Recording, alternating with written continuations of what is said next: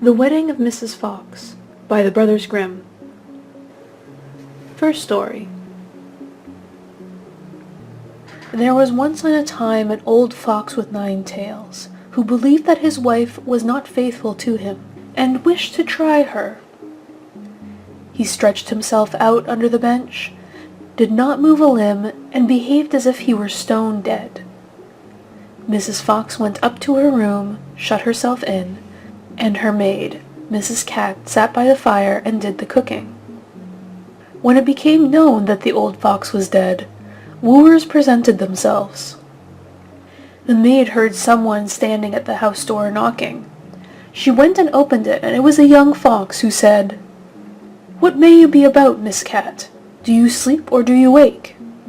She answered, "I'm not sleeping, I'm waking.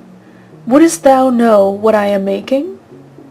I am boiling warm beer with butter so nice.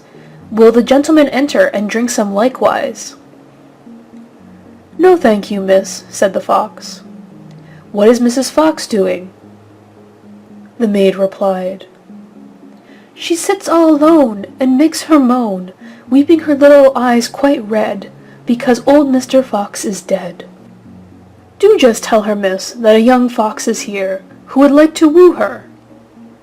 "Certainly, young sir." The cat goes up the stairs, trip-trap.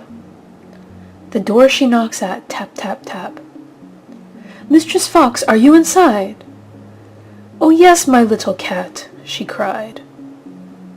"A wooer, he stands at the door out there." "Tell me what he is like, my dear." "But has he 9 as beautiful tails as the late Mr. Fox?" "Oh no," answered the cat, "he has only 1. "Then I will not have him." Miss Cat went downstairs and sent the wooer away. Soon after there was another knock, and another fox was at the door, who wished to woo Mrs. Fox. He had 2 tails, but he did not fare better than the first. After this still more came, each one with 1 tail more than the other, and they were all turned away. Until at last one came who had 9 tails, like old Mr. Fox. When the widow heard that, she said joyfully to the cat, "Now open up the gates and doors all wide, and carry old Mr. Fox outside." But just as the wedding was going to be solemnized, old Mr. Fox stirred under the bench, and cudgeled all the rabble, and drove them and Mrs. Fox out of the house. Second story. When old Mr. Fox was dead, the wolf came as a wooer and knocked at the door, and the cat who was servant to Mrs. Fox opened it for him. The wolf greeted her and said, "Good day, Mrs. Cat of Kerwit. How comes it that alone you sit? What are you making good?" The cat replied, "In milk I'm baking bread so sweet. Will gentlemen please come in and eat?" "No, thank you, Mrs. Cat," answered the wolf.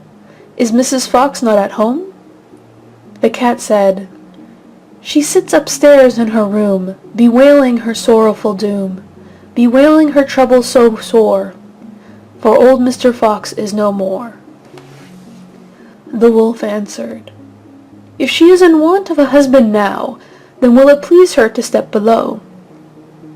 The cat runs quickly up the stair, and lets her tail fly here and there, until she comes to the parlor door. With her 5 gold rings at the door she knocks. "Are you within, good Mistress Fox? You are in want of a husband now, then will it please you to step below?" Mrs. Fox asked, "Has the gentleman red stockings on, and has he a pointed mouth?" "No," answered the cat. "Then he will not do for me." When the wolf was gone, came a dog, a stag, a hare, a bear, a lion, and all the beasts of the forest, one after the other.